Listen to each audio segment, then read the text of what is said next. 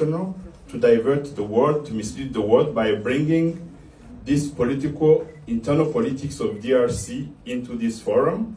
And we thank India for organizing all this, but it's better not to mislead the world.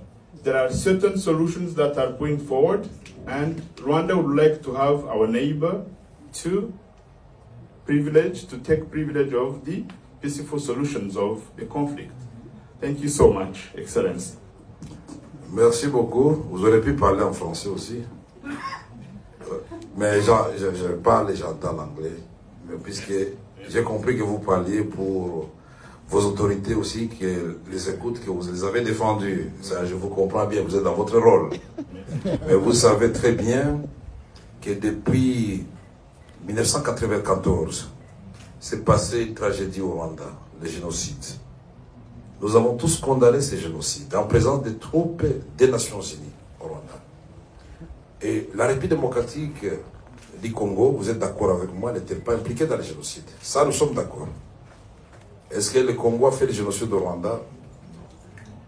Mais quand même, vous souvenez Non, que... je pose la question d'abord.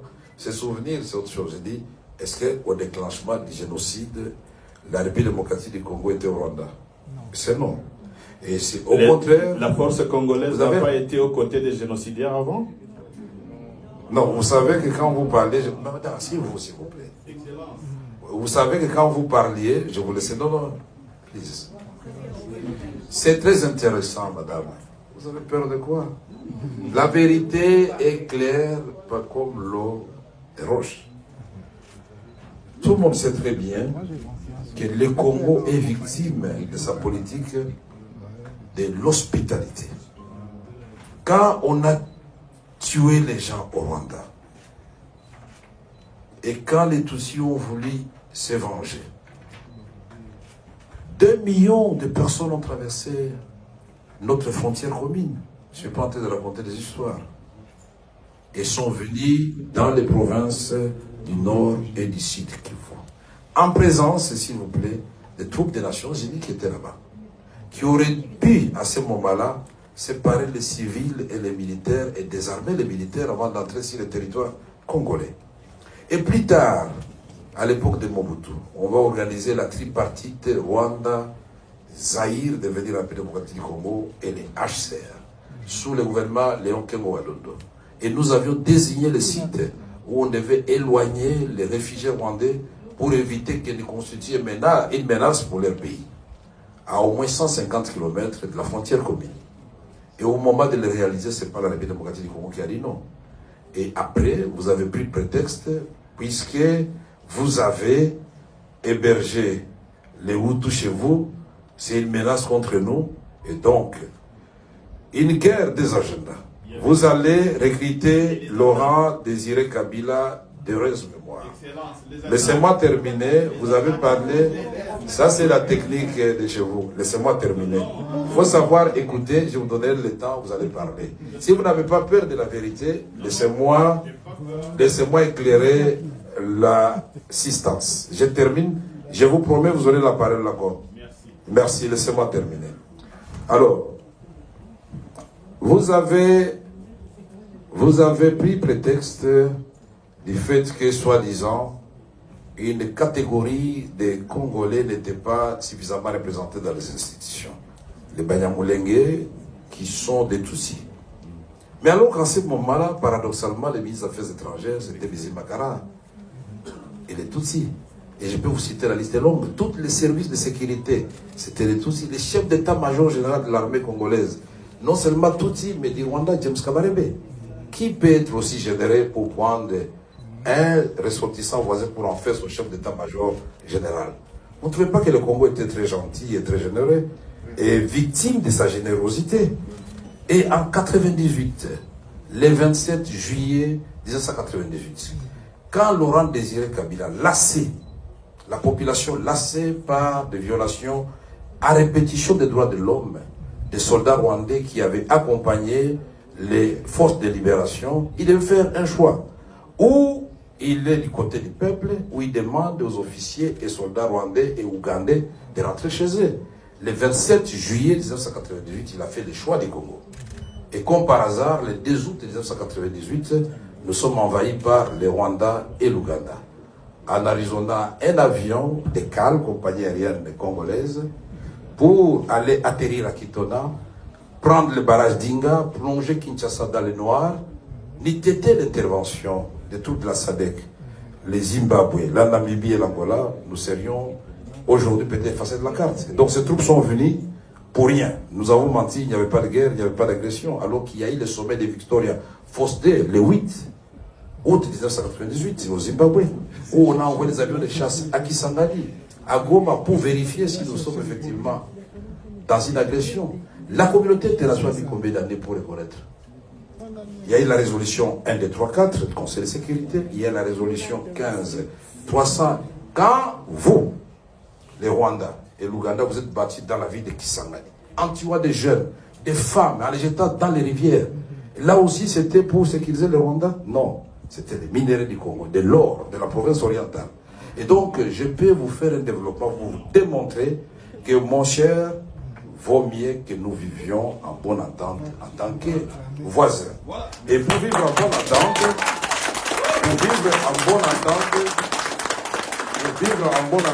nous devons nous dire la vérité. La vérité n'a pas de lieu ni de temps. S'il faut dire la vérité en Inde, à l'occasion de ce conclave, il faut dire la vérité.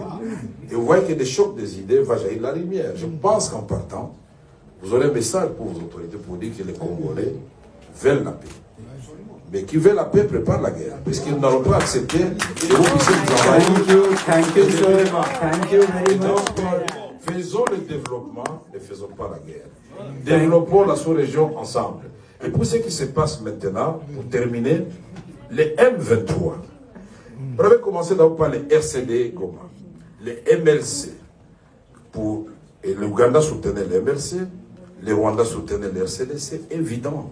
Parce que nous avons eu l'accord de Sun City le 17 novembre 2002, devant tous les chefs d'État africains et la communauté internationale européenne. On a signé un accord qui nous a donné, dit laissez là-bas. Laissez-les, Bouchiri.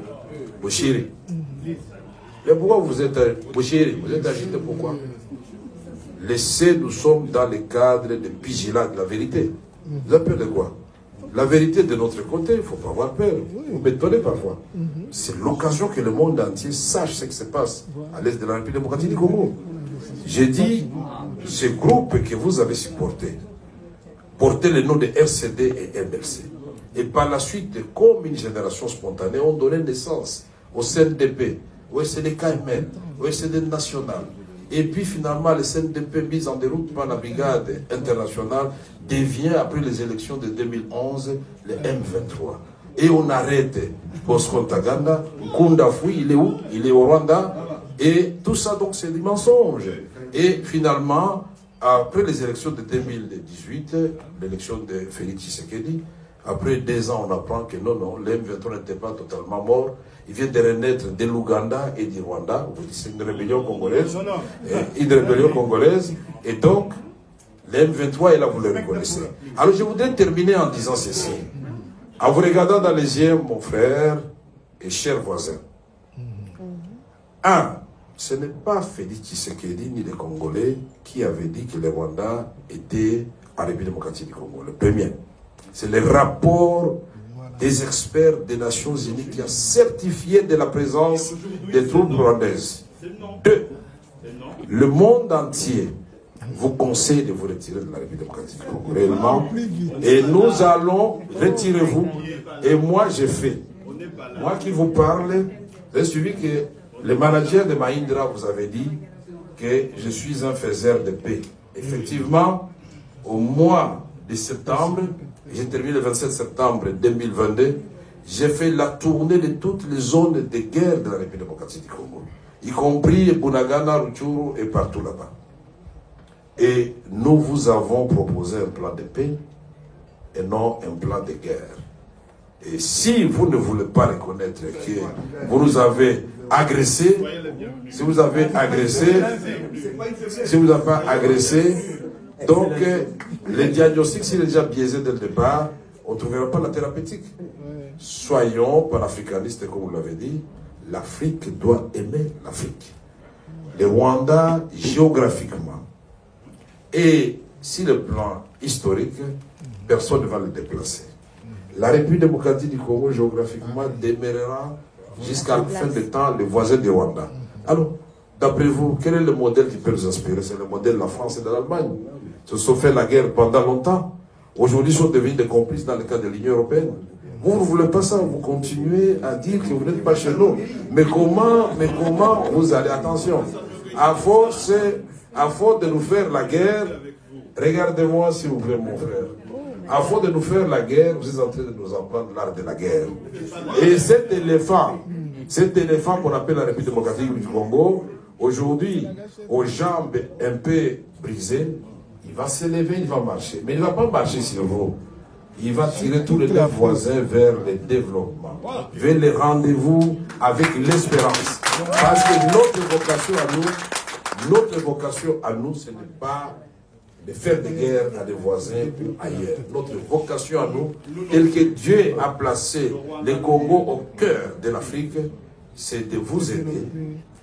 Là où vous êtes défaillant sur le plan des ressources naturelles, à vous amener dans le cadre d'une coopération mutuellement avantageuse, à vous sentir à l'aise. Votre semblant d'épanouissement,